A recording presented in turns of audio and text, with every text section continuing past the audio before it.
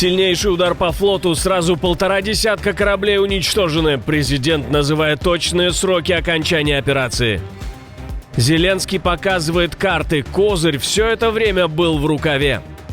Война против друзей Кремля. Евросоюз разработал стратегию, которая не оставляет шансов. Досмотрите.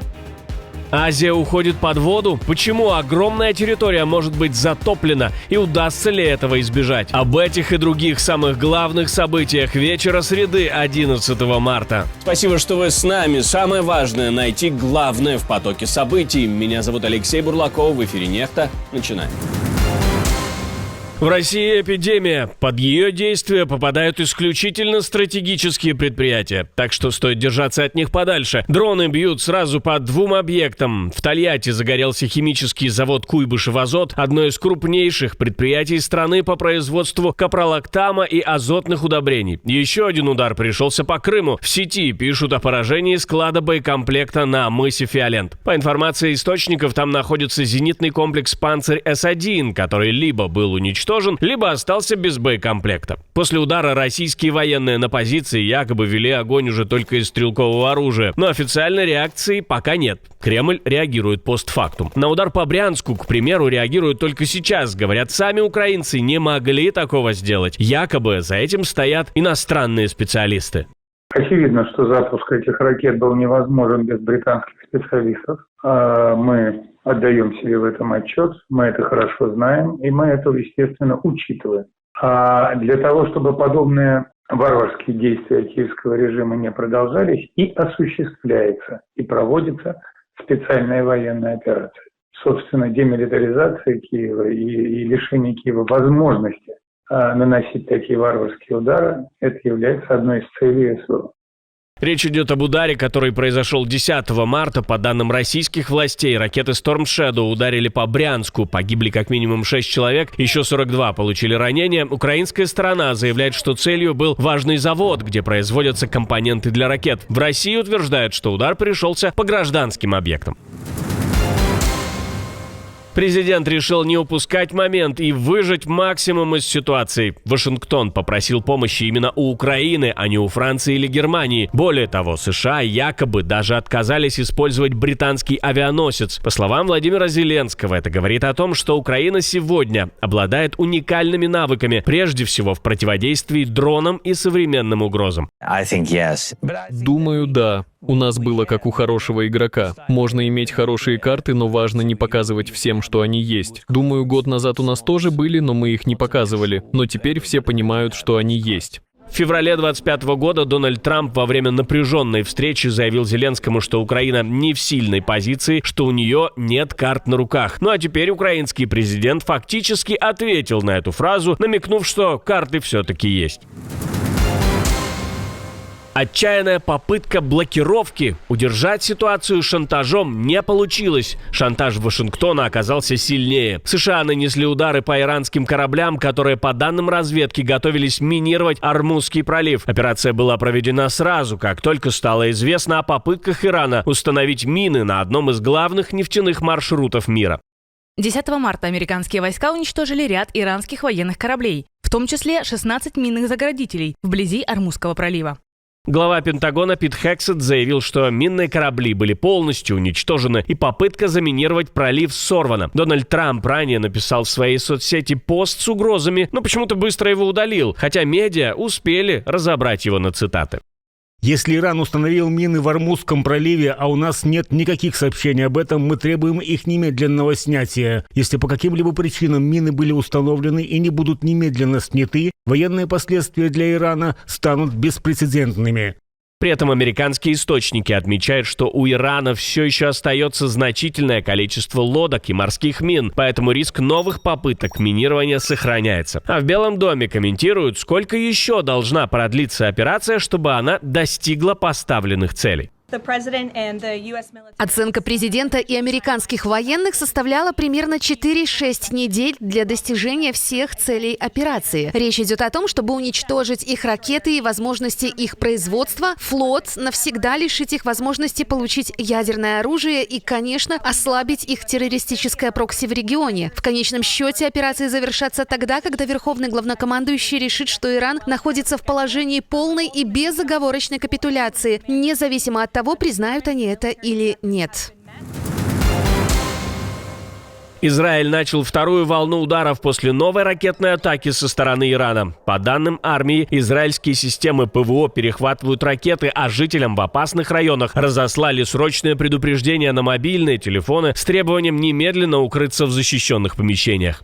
Армия обороны Израиля ликвидировала операторов пусковой группы за несколько минут до запуска беспилотников из Ирана в сторону Израиля. Цахал продолжает круглосуточные действия по разрушению инфраструктуры для запуска баллистических ракет и сил в Западном Иране, чтобы максимально сократить масштабы обстрелов территории Израиля. Военные подчеркивают, что покидать укрытие можно только после официального сигнала. Одновременно Израиль усиливает собственные атаки. Цахал сообщил о серии новых ударов по объектам Хизбаллы в районе Дахья в Бейруте. Таким образом, после иранского ракетного обстрела израильская армия фактически перешла ко второй волне военной операции.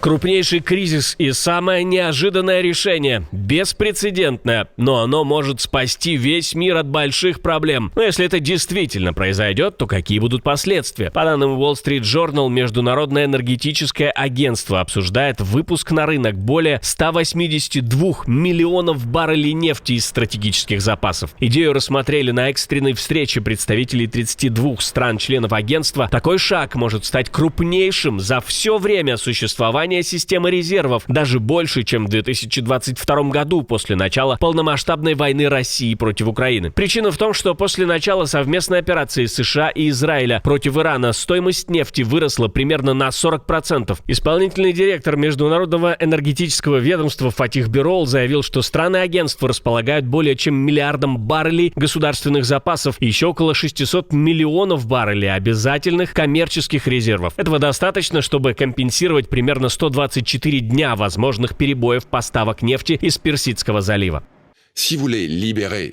Разумеется, мы не собираемся выбрасывать их все на рынок за одну ночь. Вы запускаете нефть в глобальный оборот и тем самым снижаете давление. И мы это уже увидели. Именно поэтому цены на нефть на рынках снизились за последние 3 дня. Разумеется, эти резервы не бесконечны, поэтому использовать их нужно экономно. И прежде всего, это нужно делать скоординированно.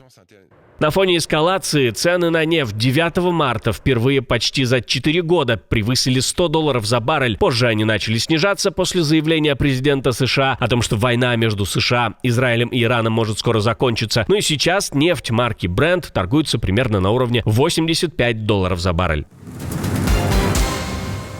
Открытая война друзьям Кремля. Война без выстрелов, но в которой платят за патроны. Хитрый план, который обеспечивает победу в этой войне, созрел в Евросоюзе. Лидеры ЕС соберутся в Брюсселе, чтобы попытаться убедить Виктора Орбана и Роберта Фицо поддержать кредит для Украины на 90 миллиардов евро. Эти средства планируют выделять до 2027 года. Но правила ЕС позволяют любой стране заблокировать выплату на последнем этапе утверждения. Поэтому, если не получится убедить, вето просто обойдут и уже знают как. Если Будапешт и Братислава все-таки остановят решение, у Европы уже есть запасной план. Страны Балтии и Северной Европы предлагают выдавать Украине двусторонние кредиты напрямую. Речь идет примерно о 30 миллиардах евро. Этого должно хватить, чтобы поддерживать украинский бюджет как минимум в первой половине года. Поскольку такие деньги будут выделяться отдельными государствами, согласие всего ЕС для этого не потребуется. Например, Нидерланды уже заложили в бюджет по 3,5 миллиарда евро ежегодной помощи Украине до 2029 года. Еврокомиссар по экономике Валдис Домбровскис заявил, что ЕС найдет способ профинансировать Украину в любом случае, даже если Венгрия снова попытается заблокировать решение. Тем временем, после нового кредита от МВФ у Украины появился даже финансовый запас. Этих средств должно хватить для покрытия бюджетных расходов как минимум до начала мая. Это дает ЕС время, чтобы решить судьбу помощи в 90 миллиардов евро. Азия может утонуть? Казахстан уходит под воду? Сразу несколько регионов оказались в опасности. Весной во время паводков они могут пострадать больше всего, а это довольно обширная территория. Местные чиновники успокаивают, пока угрозы нет, и ситуацию они держат на контроле. Но эти регионы регулярно попадают в зону паводков из-за природных факторов, большого снежного покрова и глубоко промерзшей почвы. Когда начинается активное таяние снега, вода не уходит в землю и быстро накапливается. С 1 марта работает круглосуточный оперативный штаб на базе МЧС. Власти утверждают, что все профилактические меры уже приняты, а спасательные службы находятся в полной готовности. Но как-то стихия всегда находит свой путь.